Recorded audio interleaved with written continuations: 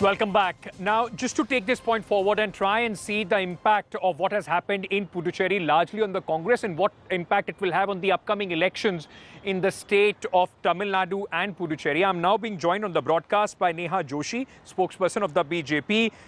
G. Gopanna, Congress spokesperson, is also joining us this evening. T.S. Sudhir, senior journalist, political analyst, who keeps a very, very keen eye on all the developments in southern India, is also joining us this evening. Welcome to all my guests on 6 p.m. Prime. I just want to start, before it gets too political, Sudhir, with you. What is the impact that you see of what has happened today in Puducherry just ahead of elections, not only on how things are going to play out in Puducherry, but will it have any impact on Tamil Nadu as well?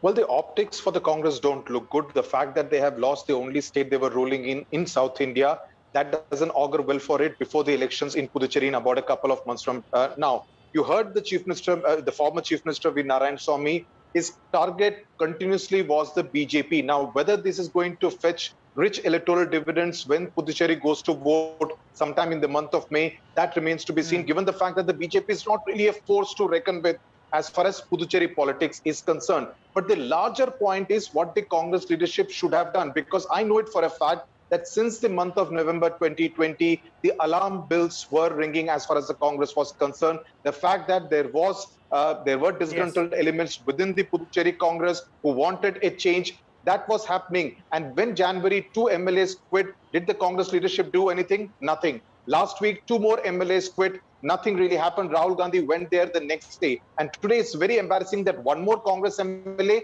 and more critically a DMK MLA has quit. Now, the question that arises is whether the DMK MLA took the permission of MK Stalin before quitting. That we need to know. And point number 2, the seat sharing talks between the Congress and the DMK for Tamil Nadu and Puducherry are slated for later this week in Chennai. Now, what kind of shape that takes is going to really determine how well the alliance does, especially in Tamil Nadu. So that sets the premise of, in fact, the debate that we are now going to start with. And I want to start with you, Mr. Gopanna. For how long will the Congress keep blaming the BJP? You give opportunity. You can't keep your flock together. I mean, just look at it. In 2019, May of 2019, you were ruling in 8 states. Right now, you are now reduced to, in fact, 6 states, out of which only 3 full governments. In other 2, you are just in alliance. Rajasthan, you were barely able to hold just a few months back. For the Congress, it just seems the same situation keeps repeating. Sudhir was saying that alarm bells keep ringing, and the central leadership of Congress and possibly in the state kept sleeping over it, sir. No. Our country is facing now that cooperative federalism of Narendra Modi by toppling the elected governments. They have toppled in Karnataka the elected coalition government of Congress party, and then Madhya Pradesh, and they tried to topple Rajasthan government, but they failed. And another Meghalaya, Goa, and all that Congress ruled states, they toppled the government by through governor and other means. They have toppled the all elected. But Mr. Gopanna, it was not that the president rule was imposed there. It was your own MLAs, those who switched sides, those who turned rebel. I mean, is the Congress not able to able to hold these MLAs with ideology? You in Karnataka, you made a bulk purchase of 10 Congress MLAs and you toppled the government. Same way in Puducherry. In 2016 election, we won 15 seats. We contested out of 20, we won 15 seats. DMK 3 seats, and we have a majority. We have a strong and stable government. You appointed Kiran Bedi to destabilize the elected government by administrative means. You have not cooperated with the Chief Minister from day on. You are the Lieutenant Government appointed in May 2016. From day 1, every day, she ran a parallel government against the democratically elected government under the Chief Ministership of Narayanaswamy.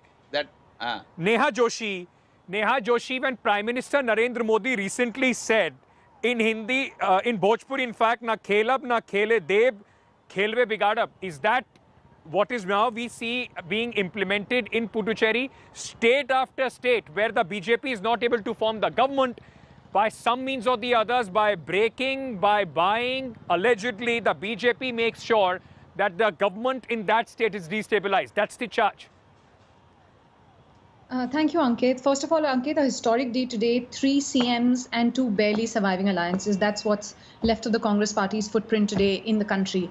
Now, every time something like this happens and the Congress isn't able to hold its house together, when I heard Mr. Narayanswamy here today, he spoke on and on about how the BJP was buying his MLAs. But, some learned person wrote on Twitter today that how is it that the Congress MLAs are always up for sale? What is this special moral science class that these MLAs are made to attend, that they're cheaper to buy than probably discounted toilet paper on Amazon? What is this special thing about Congress MLAs? If that was the way the BJP wanted to form government, don't you think we would have a government in Maharashtra?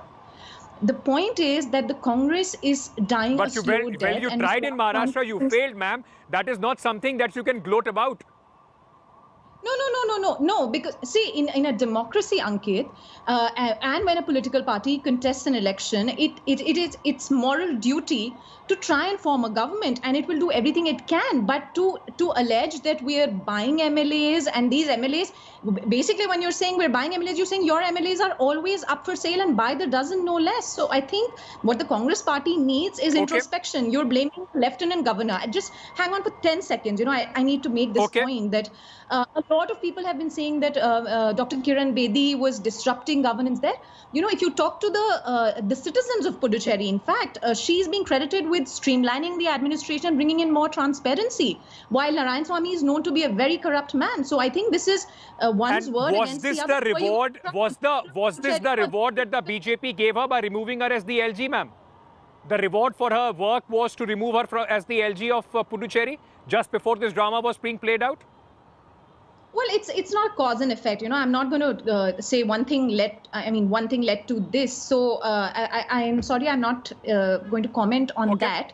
But to allege that she was disrupting governance, that's an absolute lie.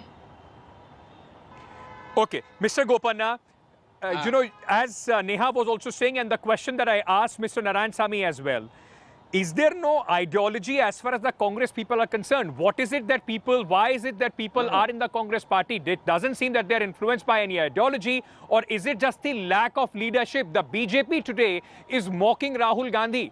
I mean, the leadership is not inspiring enough that your people want to stick with Congress party? They think it's a sinking ship, and hence, state after state, people are jumping. No. In Puducherry, in last 2016 assembly election, BJP contested in 18 constituencies, and they forfeited in all the constituencies, and they defeated. They have been rejected by the people of Puducherry.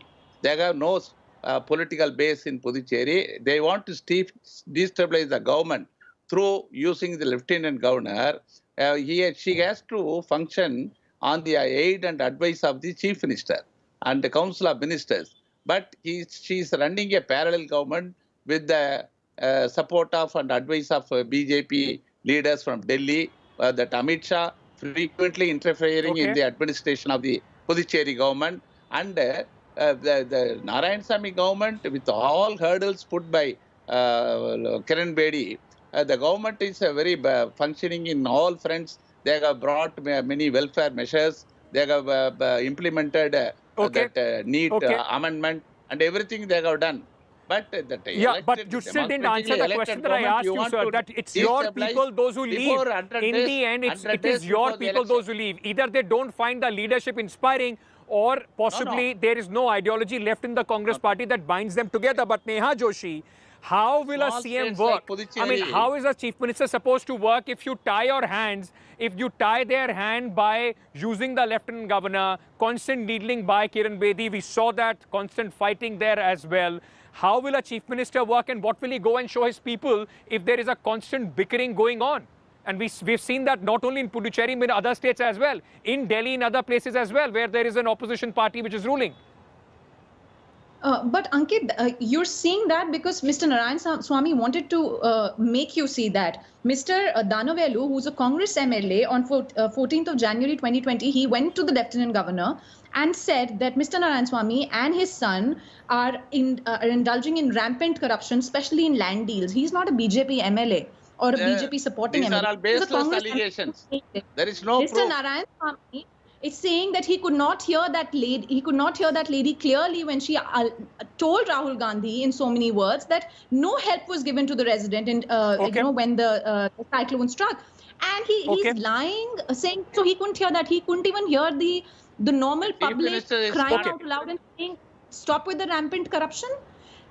T.S. Sudhir. No. T.S. Sudhir, will Narayan Swamy go in this election on a sympathy wave, on a sympathy card that, look, his government was toppled? Or does he go on a weaker wicket as a chief minister who could not save his government, which is also going to make him a liability when it comes to the alliance talks between DMK and the Congress party?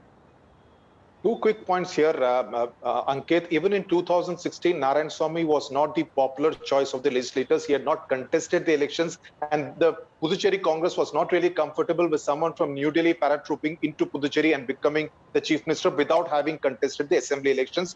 Point number one. Point number two, the sympathy wave in favor of Narayan Swamy would have existed if Kiran Bedi continued as the LG. By removing Kiran Bedi from the scene and appointing a Tamilian, Tamilisai Soundararajan, the BJP oblique the center has actually played its cards pretty smartly. Now, Narayan Swamy cannot really attack Raj Niwas or the office of the LG anymore because Kiran Bedi is no longer on the scene. Point number three, Puducherry, let us be fair to Narayan Swamy, is not a very easy union territory to administer, given the fact that it is in 4 different parts of South India, and the fact that there were too many grey areas between the powers and functions of the chief minister and the lieutenant governor obviously made this into a clash over almost every other issue. Just taking on from what the other two guests have been saying, it almost seems like, Ankit, that in this IPL, the Indian political league, no player really goes unsold. No player really goes unsold. That's a good point to leave it there, although a sad one that we are talking about our elected representatives. And this also, for the Congress party, is a bigger question to think about. Why should the people, in fact, invest in them if their MLAs, after winning the election on a Congress ticket, on the Congress manifesto, will suddenly switch over? Why should they be taken seriously as a credible opposition, not only in the states, but also going forward and presenting a challenge to Narendra Modi and the Bharatiya Janata Party? I'll have to leave it there. I'm completely out of time. Mr. Gopanna, Neha Joshi, T.S. Sudhir, thank you so much for joining the discussion here on 6 p.m. Prime. A quick break at this moment. On the other side. Hello everyone, this is Rahul Kamal here. Hope you enjoyed this video. For the latest news and analysis, like and subscribe the India Today YouTube channel, and don't forget to press the bell icon to stay updated.